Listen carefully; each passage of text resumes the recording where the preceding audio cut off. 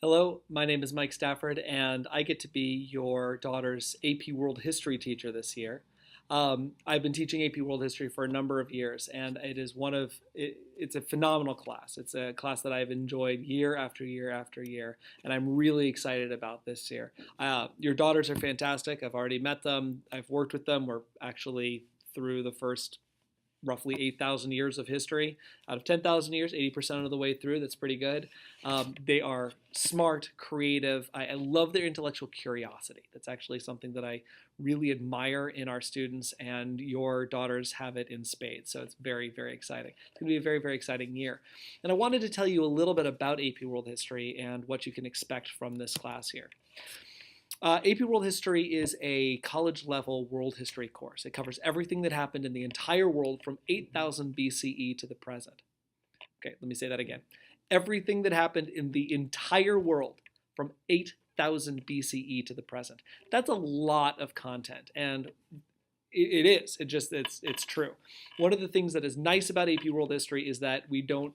It's not a lot of memorization of minutia. We're looking at broad themes. We're looking at trade and disease and interaction or lack thereof. We're looking at major world religions. We're looking at major civilizations and societies. It's a really interesting class because it's a big picture kind of class. It's a broad view kind of class. And while the individual details help bring that picture together, it's really the broad forces that are most interesting to us and what we care most about in this class. It is truly a global class, which I really, really love.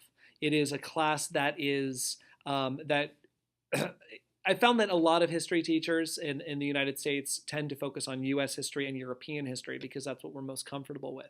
AP World History really focuses on the entire world. It looks at the US and Europe when they're important, but it also looks at Africa and Asia, all parts of Asia, and even Oceania, South America, in their place, in their time.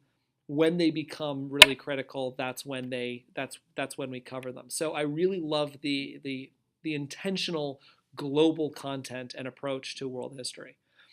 But it's a lot of stuff. Your daughter's going to be working incredibly hard. It is college level.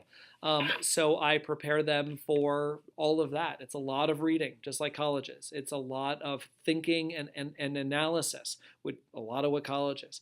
It's really, it should prepare them not only for the later classes that they take later on in convent, but for college as well. Um, I like to think, though, that in many ways, AP World History is a skills class based in a history context. Um, I think that the skills are much longer lasting than the individual facts are. Um, they'll remember the facts for the test, for the midterm, for the final exam, for the AP exam. There is an AP exam in May that I will be preparing your daughter for. But ultimately, those facts might not stick with them. The skills of analysis, of writing, of reading a primary source and being able to think about it and ponder other perspectives and ponder and be able to think intelligently about the author's point of view. Things like that are skills that are going to last them much, much, much longer. To be able to write a good essay, make a point, back it up with really strong evidence and analysis, and thesis statements, paragraphs. It's really important skills that they will also be learning in this class on top of the content. So what we do is we use week after week, we will use the content that we are learning to reinforce the skills that I'm teaching. And so we'll be every week reading primary documents. Every week we'll be working on some other aspect of writing, like thesis statements or body paragraphs or conclusions. We'll also be working on good note-taking and good reading skills, especially for the students who struggle with that. So again, very, very skills-oriented, research skills as well. They will be writing a research paper mainly in the spring semester, where they will have to be doing for their own primary document research and incorporating that information into a paper. Very skills-based. The content is in some ways secondary. It's important, but they can always come across the content another time. What's way more important is their ability to access the facts and to be able to think intelligently about them, think analytically, think critically about the facts. And that is something that I really, really stress in this class. My grading scale, just so that you're aware, your daughters are aware of this, is the official school grading scale. A 91 is the cutoff for an A minus. So just be aware that if they get a 90 and they get a B plus, that they, might be a little disappointed, but I'm just following the official grading scale of the school, and that I also tend to be pretty generous when it comes to grading because they're working really hard. And as long as they're giving me their best effort, I'm much more likely to round up if given the opportunity. So I try to be pretty nice. I also curve most of my tests, things like that, to try to give them the benefit of the doubt and to encourage them to continue working hard. One of the things, we're going to be using a lot of technology. Those technological skills are really, really critical. And so we're going to be using a lot of technology in the class for note-taking, for research, for collaboration. One such thing is we'll be using Moodle, M-O-O-D-L-E, Moodle, which is our school online classroom. I'll be posting homework assignments, links. You have access to that. All you got to do is go to moodle.sacredsf.org. I'll have a link at the bottom of this video. Log in as a guest and then find AP World History. And you can see the assignments and the due dates when they're posted. There's also a calendar there so you can see what's coming up. I'll also be using, I've already used Google Drive as a way to collaborate with students and as a Dropbox for your girls.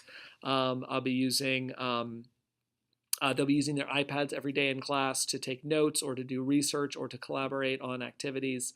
Again, a facility with technology is absolutely critical for education in this day and age, and I am embracing it wholeheartedly.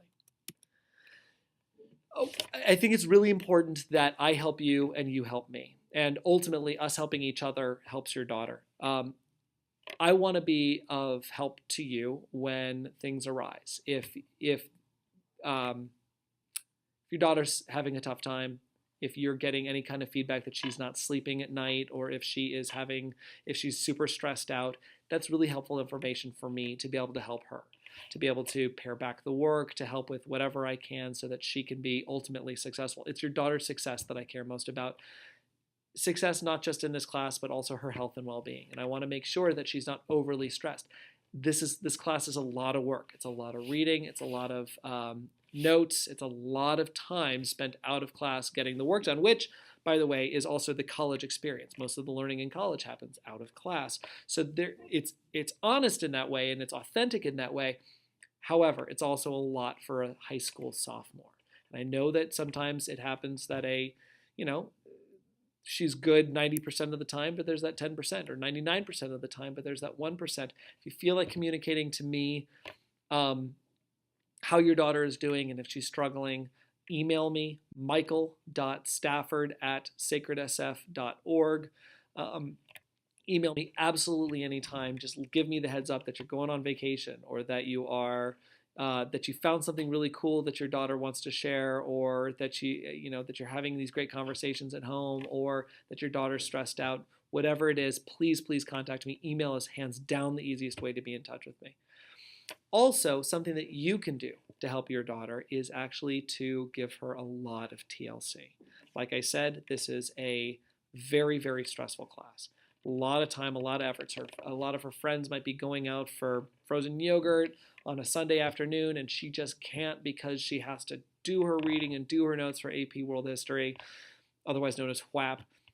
She'll get frustrated. She'll get down. Tell her it's going to be okay. Get your work done. How about this? You get your work done. As soon as you're done, we'll all go out for some frozen yogurt together as a family. Or, why don't you take a break, kick up your feet for a little while. I'll make you a sandwich. Do something to help your daughter just calm down and feel good about the effort that she's putting in. That's worthwhile. It's a lot of effort, but it's ultimately worthwhile. Also, another thing that you can do is really engage your daughter in conversation.